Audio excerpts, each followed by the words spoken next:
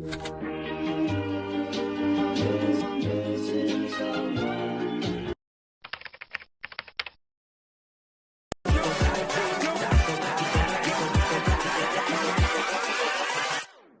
up.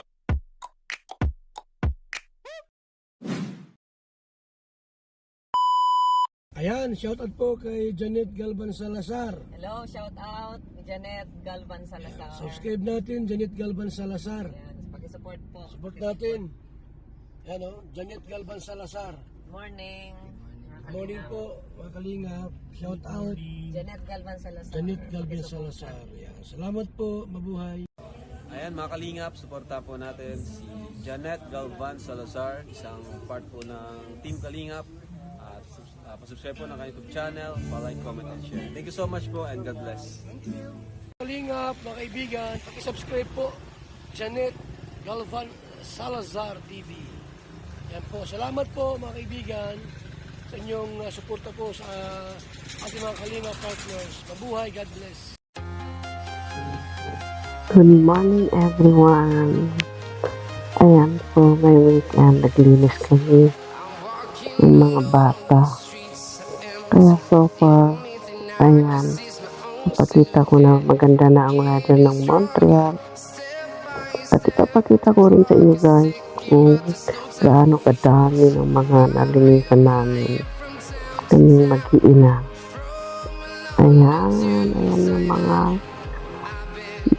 mga basura na itatapon namin. Ayan, nag-trim kami ng mga puno.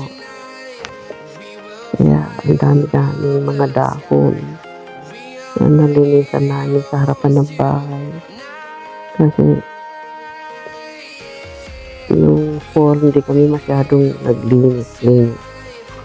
Dahil malamig. Ngayon, maganda ang weather ngayon kaya kami naglinis. Ayan. Medyo dry pa ngayon. Hindi pa naglalabasan ng mga grass. Malamig pa guys. Nalinisan na namin yung harapan. Yung garden namin doon. Ayan, tignan nyo guys. Ang dami namin. Nalinisan. Ilang sako yan. Ang mga dahon ng mga puno. Ngayon wala pang mga dahon ng mga puno kasi malamig pa guys. Ayan, pati grass namin dry pa. Ayan. Ganyan ang buhay namin dito sa Canada guys. Lalo na kung may bahay ka.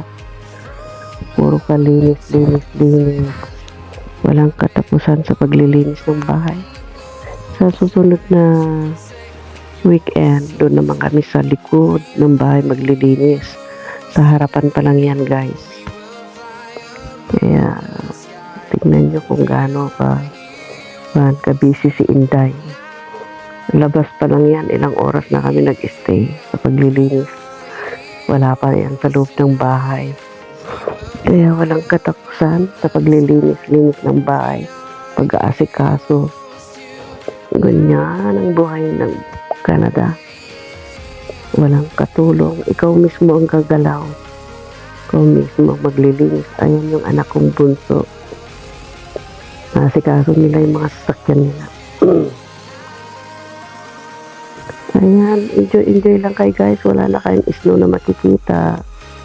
Ngayon malinis na ang Montreal.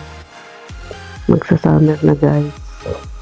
Medyo mainit ang weather ngayon kaya naisipan namin mag-iina na maglinis. Nagpatulong ako sa kanila. Ako maglinis tayo sa labas.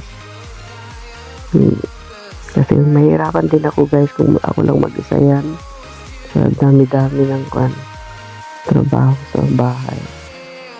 Kaya salamat naman sa mga anak ko at tumulong sila. Papakita ko lang guys kung anong pinaggagawa-gawa ko sa mga weekend. Ayun, walang gagawin kundi puro linis ng bahay.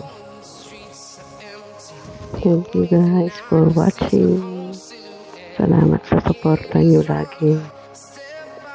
Ayan, hanggang sa susunod na video ulit. Bye-bye.